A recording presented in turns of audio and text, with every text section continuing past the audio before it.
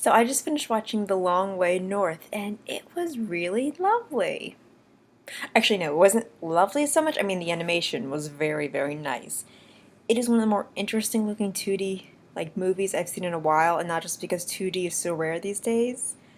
And I don't mean 2D as in Flash, I mean hand drawn, like part by part. Oh, and it didn't have lines. Like, that's the most interesting thing about it.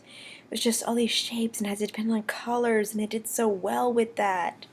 I mean, I was interested in this movie just because, Secret of Kells was right next to the title, with, you know, assistant director also did that, and then he made this. And yeah, it wasn't like Secret of Kells or The Song of the Sea. I mean, both those movies are pretty good, and they're gorgeous because they have all these patterns and mystical thing going with it, so every scene is like a feast for the eyes, and there's just so much going on in each scene. Whereas this movie is more like just blocks of colors. It almost looked so pastel and nice and all that jazz, but it wasn't as patterned, it wasn't as intricately detailed, but it was still very nice because the color choices were so beautiful. So it was delightful to look at. And what I also liked about it was when it took its time to look at those scenes, it reminded me of Miyazaki movies, where the character's just sitting down looking at their beautiful scene. You just breathe and you sit and you stare. And that's what's cool about foreign movies. I mean, The Long Way North, I found out, is some kind of European movie. And yes, it took us time to appreciate. Yes, you guys spent a lot of years or weeks or whatever making this movie, and we're taking time to really, go into it. And it didn't feel like Frozen at all. I mean, yes, it was in the snowy tundra, but it felt more just absolutely isolated and desperate, whereas Frozen, it went back and forth from that stupid snowman, and while it was beautiful to look at, it was mostly just sparkly. This had that desperate feel, where they're alone and scared, and you can hear the wind blowing, and it's almost so silent, but that makes it scary. And yeah, fear is, yeah, a great part of this movie. The suspense of it, like in between stuff where you have to have patience. And as someone who has been on a boat once in a while, I can vouch for that is a very real feeling, where, it's just you left alone in nature. And nature doesn't really have this, bouncy soundtrack. It has this quiet one that makes you just think in your own head. Ugh. And then you look at The Great Escape and you feel so small. This movie had that feeling where it made me feel almost small because it was so big and empty. And yet also so powerful. So yeah, that's just the feel of the movie. To the characters, yeah. Main character Sasha, girl from an aristocratic Russian family and all that. She's also the granddaughter of this great explorer that went missing. And it goes back to that whole save family honor and all that jazz. Parents don't understand me. I'm more spunky than the average girls, blah, blah, blah. But what I can respect about her was she's a smart kid, She actually took advantage of the education that was available to her, learned to chart maps and stars and all that jazz. That was interesting. What was more interesting was, even after she does the whole runaway thing, and even after she loses, these very expensive earrings that she was going to use to pay somebody with, she's just kind of like left alone in this, little port city. And she gets a job, mostly because she just has to, I mean, this very nice but very tough barkeep lady says you can have a room if you work, and her lily soft white hands get a couple calluses from actually working for like a month at a really hard bartending job, and yeah, it toughens her up. It's like you can be as educated and nice of a person as you want, but still, you gotta work once in a while. And that's the kind of thing I appreciate, seeing women work. I mean, she's like 15, but still, teenagers work. Like, do actual work. It doesn't have to be some crazy martial arts thing where you defeat a magic person. No, I think it's much tougher to do an actual boring physical job. Or at least more down to earth that I can understand her pain more than I can understand sword battles or whatever. Anyway, so she does all the work for this month, learns to be a little stronger, tolerance, all that jazz. And then comes in this little crew, and she already met like the first mate because he was the guy that took her, a very expensive earrings. And at first he said he was a captain, but no, he's just the brother of the captain. And yeah, the captain and his first mate brother, they don't get along because, Dad left the boat to Big Brother. And, little brother never gets enough respect, but to be fair, he's kind of a shady person. He isn't flat out a terrible person. He's just more of kind of grumpy and has all these ideas but doesn't really know how to really, make it make sense, so he kind of teases other people instead. And I'm not so over the top obnoxious, just more of a, okay, he's never done anything that terrible, but you don't really trust him. And seeing him through the movie was interesting. His big brother, though, just straight up badass. Stoic, doesn't say much, but has this authority, has this passion. And I love how there wasn't, some sad story was, oh yeah, I lost my wife and child in a horrible sea voyage. It was an awful wreck. I hate nature. None of that jazz. None of that. It was very simple, just more of, okay, I got this job. I got this responsibility.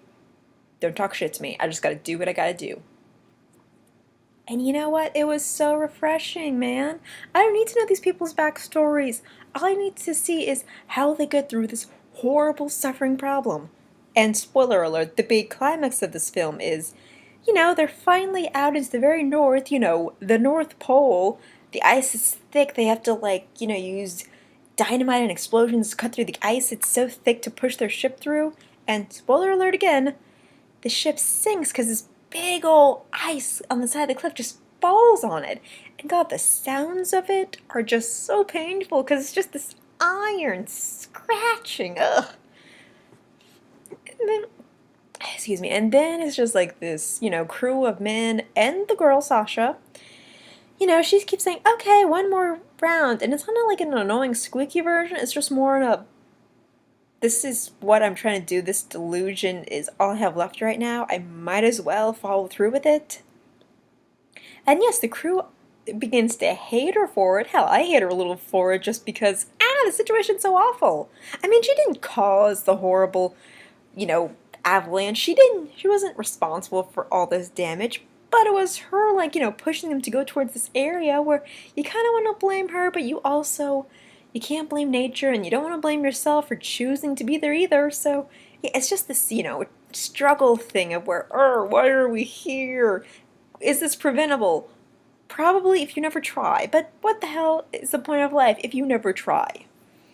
So yeah, during the last second half of the movie, it's pretty painful because you're watching these people suffer and you don't know if they're going to make it or not because nothing really makes sense. They're saying, oh yeah, we probably won't see another ship for a good year and we only have enough supplies to last a week. It's just so hopeless and you feel their pain and it's like, God damn. It's just cruel to watch and sit through, but because you're so interested to know, oh my God, how is this going to end? Are they just going to be all frozen and the ground all blue? Or is there going to be some kind of miracle dream sequence like in Pan's Labyrinth where, they go to Valhalla or heaven and everything's sweet and great? No. No. By some, again, spoiler alert. I don't know why I keep saying that, but anyway. At the end, it does prove that, the whole reason they were up there to find Sasha's grandfather's boat. The boat was there because it was a damn strong boat. It was a magical Titanic that could actually survive ice. A sad part is that Sasha did find her frozen grandfather just sitting very peacefully looking out to the horizon. And at first I thought that was a dream, okay, that's how she would imagine finding him and all that. But as she, reads the diary she finds, it turns out that was him. And he died with a smile. I guess he was crazy, but I guess the movie was trying to soften up a really harsh situation. But, yeah. And yes, they find the boat, the crew is saved and all that. But, God, did it really work for its happy ending? Yes, it did. God, I almost felt the struggle of these people. God, and yeah, I felt her anxiety. She wasn't some, super brave, catchy chick. God, it really made me think back to Merida and Moana, who are just so plucky and all that jazz. Whereas this girl was just kind of stubborn, but a good stubborn. She had this goal, she believed in this goal, so she would do it. So instead of Merida and Moana, she was more like Mulan. Whereas Mulan wasn't so much into girl power as she was just kind of a weirdo who did something really great because she was just crazy, smart, and brave enough to try. That's what this girl has more. That's what makes her a better kind of, protagonist, someone you really want to root for.